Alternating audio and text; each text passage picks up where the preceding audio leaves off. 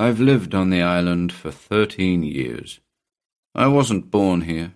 I'm a townie, born and raised on the outskirts of a major conurbation. Competed in the rat race for over 2 decades, never satisfied with the cheese for which I brawled. Left in search of a better life, a quieter life. Found it on the island, discovered peace and serenity. Isolated and remote, I fend for myself, come rain or shine. Live off the grid, off the land. But this is all immaterial. For the peace and serenity of which I speak comes at a price, a risk, the scope of which townies, typically, are incapable of comprehending. I mean, we know risk in the city. Watch our backs after dark, keep our wallets concealed in a crowd. But these things do little to prepare us for the wilderness.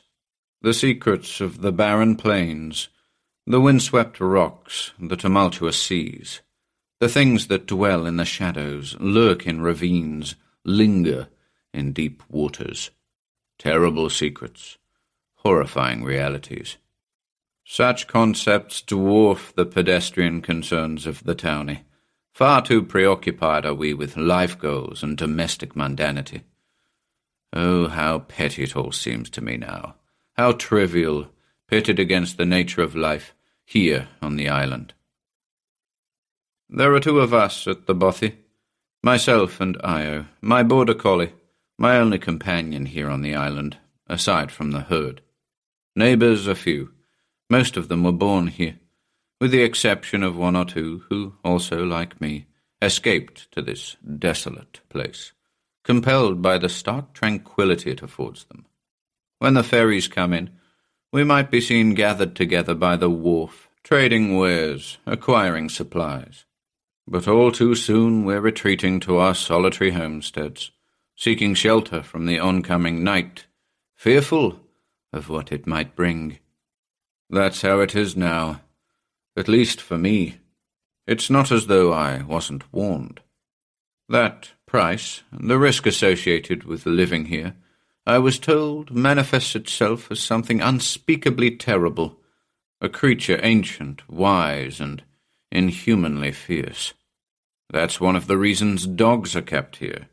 Dogs, too, are ancient and wise. Their senses are keen. They hear what we can't, smell what we can't, and warn us of such when danger is nearby. But in all the long years, all 13 of them, I took the furtive whispers to be the stuff of superstition. Played along, never truly believing that the words of the Greytops, that's what we called the seniors here on the island, had their basis in reality.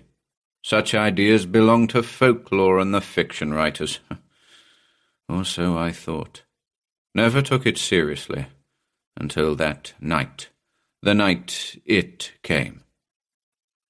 It was June, late in the evening, not sure of the day of the week. I only know that it was blowing a gale, and it was unseasonably cold, which is saying something here on the island. I'd had a hell of a job herding. I own a 15-acre small holding, across which roam 24 sheep, half a dozen dairy goats, and a couple of chickens. Prior to that night I'd had little trouble with them, turned a blind eye to the frequent concerns for their safety voiced by Crowley, the Greytop across the hill. It was true. Other smallholders had suffered losses in the night, a lamb here, a kid there. But as a practical, level-headed individual, I refused to attribute those disappearances to anything other than mismanagement. It's easy to lose count, particularly when the wind is in your face. But I'm getting ahead of myself. You'll have to bear with me. Having corralled the sheep and the goats, I secured the chickens in the coop and returned to the bothy with Io. The wind had grown strong, so I took the decision to board up the front windows. We're north-facing here, looking out across a broad swathe of grassland towards the Atlantic Ocean. It's not uncommon for all manner of detritus to strike the windows and break the glass. The last thing you want in a storm up here is a broken window.